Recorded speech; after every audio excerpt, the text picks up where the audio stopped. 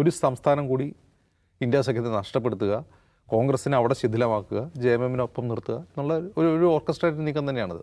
അതിനുള്ള ആയുധം നേരത്തെ പ്രൊമോദ് സാർ പറഞ്ഞു. ഒന്ന്, ഈ പറയുന്ന അറസ്റ്റ് ചെയ്യപ്പെട്ടാൽ 30 ദിവസത്തിനുള്ളിൽ രാജിവെക്കണം, പ്രധാനമന്ത്രി മുഖ്യമന്ത്രി രാജിവെക്കണം എന്നുള്ള നിയമം വരാൻ പോവാണ്. അത് വെച്ചിട്ടുള്ള ഭീഷണി തന്നെയാണ്. പിന്നെ JMM ഉൾപ്പെടെയുള്ള ഈ പ്രാദേശിക കക്ഷികളൊക്കെ അഴിമതിക്കാരാണ്, ഇവർ കുടുംബവാഴ്ചക്കാരാണ്. അതൊരു BJP നറേറ്റീവാണ്. അഴിമതി നടത്താത്ത ഏത് പാർട്ടി എവിടെയുള്ളത്? ഇന്ത്യൻ രാഷ്ട്രീയത്തിൽ അഴിമതി നടത്താത്ത ഒരു പാർട്ടിയില്ല. ഒരു പാർട്ടിയും അഴിമതി നടത്താതിരിക്കുന്നില്ല. അഴിമതി നടത്താത്ത ഒരു രാഷ്ട്രീയ പാർട്ടിക്കും ഇവിടെ തെരഞ്ഞെടുപ്പിൽ മത്സരിക്കാൻ പറ്റില്ല. ഈ മുസ്ലിം ലീഗിൻ്റെ പാർട്ടിയിൽ നിന്നൊരു കഥ കേട്ടിട്ടുണ്ട്. നിങ്ങൾ എന്തുകൊണ്ടാണ് 3ാം സീറ്റ് ചോദിക്കാത്തത്? കേരളത്തിൽ 2 പാർലമെൻറ്റ് സീറ്റല്ലേ ഉള്ളൂ, 3ാം സീറ്റ് ചോദിക്കാത്തത്? അതിനൊരു മുതിർന്ന മുസ്ലിം നേതാവ് കൊടുത്ത മറുപടി, ഓഫ് ദ റെക്കോർഡ് കൊടുത്ത മറുപടി, പൈസ വേണ്ടേ മത്സരിക്കാൻ എന്നാണ്.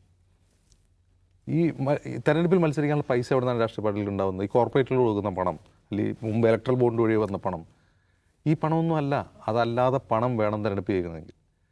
എന്ന് മാത്രമല്ല, കേരളത്തിൽ പോലും പണം വാങ്ങി വോട്ട് ചെയ്യുന്നൊരു സംസ്കാരം വളർന്നു വരികയാണ്.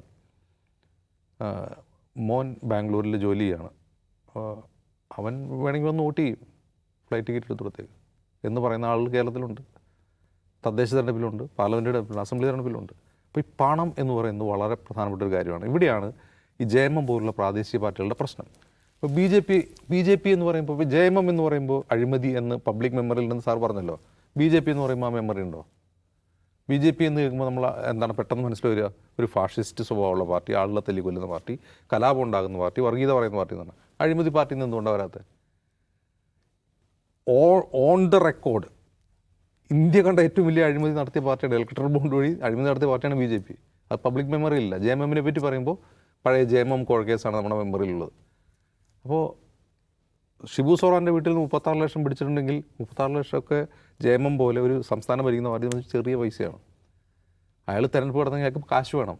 അയാൾ അവിടെ മൈനിങ് നടന്നുകൊണ്ട് കാശ് വാങ്ങുന്നുണ്ടാവും, അയാളുടെ പാർട്ടി വാങ്ങുന്നുണ്ടാവും. അയാളുടെ പാർട്ടി എന്ന് പറഞ്ഞാൽ അയാളാണ് ഫണ്ട് ചെയ്യുന്നത്, അയാളാണ് ആ പാർട്ടി നയിക്കുന്നത്. അപ്പോൾ അഴിമതിയെ ഇപ്പോൾ JMM അഴിമതി കാണിച്ചുകൊണ്ട് അവരെ BJP കൂട്ടാൻ പോകുന്നത് ആ പറയുന്നതിൽ കാര്യമില്ല. എല്ലാ രാഷ്ട്രീയ പാർട്ടികളും അഴിമതി ചെയ്യുന്നുണ്ട്. അഴിമതി മറച്ചു വയ്ക്കാൻ വ്യവസ്ഥാപിതമായ മാർഗ്ഗങ്ങളുള്ള പാർട്ടികൾക്ക് പ്രശ്നമില്ല. അങ്ങനെയുള്ള പാർട്ടികൾ പോലും ED വേട്ടയാടുന്ന കാലമാണിത്. കേരളത്തിലേക്ക് നോക്കിയാൽ മതി.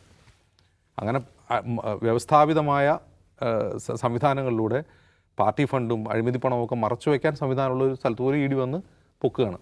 അപ്പോൾ അങ്ങനെയൊന്നും ഇല്ലാത്ത JMM-ന് എന്തായിരിക്കും അവസ്ഥ?